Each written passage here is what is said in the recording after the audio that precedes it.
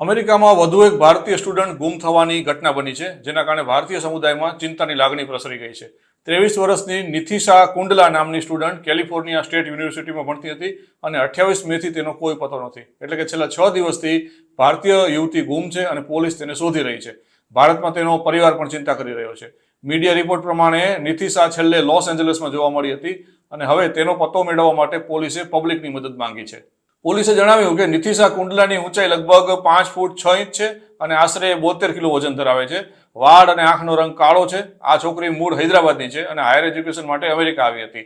નિથિશા ગુમ થઈ ત્યારે તે 2021ના મોડેલની ટોયોટા કોરોલા કાર ચલાવતી હતી અને તેના ઉપર કેલિફોર્નિયાની નંબર પ્લેટ લાગેલી છે. કારનો રંગ જાહેર નથી કરાયો. આ છોકરી ક્યાં ગઈ હતી, કયા કામ માટે ગઈ હતી અને કઈ રીતે ગુમ થઈ ગઈ તેની કોઈ વિગતો હજુ સુધી મળી નથી અને શોધખોળ ચાલુ છે. લોસ એન્જલસમાં ભારતીય કોમ્યુનિટીએ પણ આ ઘટનાને ગંભીરતાથી લીધી છે અને દરેક સંભવિત પ્રકારની મદદ કરવા તૈયારી દર્શાવી છે. ગયા મહિને પણ અમેરિકામાં આવી એક ઘટના બની હતી, જેમાં રૂપેશ ચંદ્ર નામનો 26 વર્ષનો એક ભારતીય સ્ટુડન્ટ શિકાગોમાંથી ગુમ થયો હતો.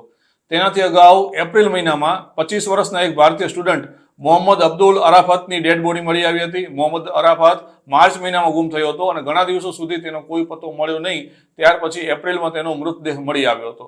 મોહમ્મદ મૂળ હૈદરાબાદનો વતની હતો અને ક્લીવલેન્ડ યુનિવર્સિટીમાં આઈટીના ફિલ્ડમાં માસ્ટર ડિગ્રી કરવા માટે અમેરિકા આવ્યો હતો. તેનાથી અગાઉ માર્ચ 2024માં પણ આવી ઘટનાઓ બની હતી. તે સમયે અમેરિકાના મિસુરીમાં સેન્ટ લુઇસ ખાતે એક ભારતીય યુવાન સાથે કરુણ ઘટના બની હતી. 34 વર્ષના ક્લાસિકલ ડાન્સર અમરનાથ ઘોષને ગોળી મારીને તેની હત્યા કરવામાં આવી હતી. તેનાથી અગાઉ 5મી ફેબ્રુઆરીએ 23 વર્ષના એક ભારતીય સ્ટુડન્ટ સમીર કામથનો મૃતદેહ મળી આવ્યો હતો. સમીર પર્ડ્યુ યુનિવર્સિટીમાં ભણતો હતો અને ગુમ થયા પછી તેનું ડેડ બોડી મળી આવ્યું હતું. ફેબ્રુઆરી મહિનામાં જ 41 વર્ષના એક ભારતીય મૂળના આઈટી એક્ઝિક્યુટિવ વિવેક તણેજા ઉપર વોશિંગ્ટનમાં રેસ્ટોરન્ટની બહાર હુમલો કરવામાં આવ્યો હતો. તે પણ જીવલેણ હુમલો હતો. 2024માં અત્યાર સુધીમાં ભારતીયો ઉપર જીવલેણ હુમલો થયો હોય અથવા તેમની હત્યા થઈ હોય કે પછી કોઈ અકુદરતી કારણથી તેઓ મૃત્યુ પામ્યા હોય તેવી ઘટનાઓ અમેરિકામાં વારંવાર બની છે. જાન્યુઆરીમાં યુનિવર્સિટી ઓફ ઇલિનોઇસના એક સ્ટુડન્ટ અકુલ ધવનનો મૃતદેહ તેના કોલેજ કેમ્પસની બિલ્ડિંગ બહાર મળી આવ્યો હતો. અકુલની ઉંમર માત્ર 18 વર્ષ હતી અને તેના મોતની તપાસ કરતા એવું જાણવા મળ્યું કે તે હાઇપરથર્મિયા એટલે કે વધારે પડતી સખત ઠંડીમાં રહેવાના કારણે મૃત્યુ પામ્યો હતો.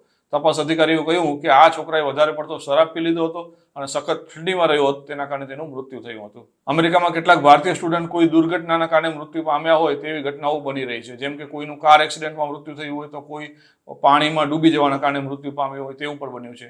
ગયા વર્ષે પ્રતીક્ષા કંવર નામના 24 વર્ષના હૈદરાબાદના વિદ્યાર્થીને કેન્સાસમાં એક એક્સિડન્ટ નડ્યો હતો અને જેમાં તેનું મૃત્યુ થયું હતું. આ તમામ ઘટનાઓ અમેરિકામાં ભારતીય સ્ટુડન્ટની સેફટી વિશે પણ સવાલ ઉઠાવે છે. કેટલાક કેસમાં પોલીસે વ્યવસ્થિત તપાસ નથી કરી એવી ફરિયાદો પણ થઈ રહી છે.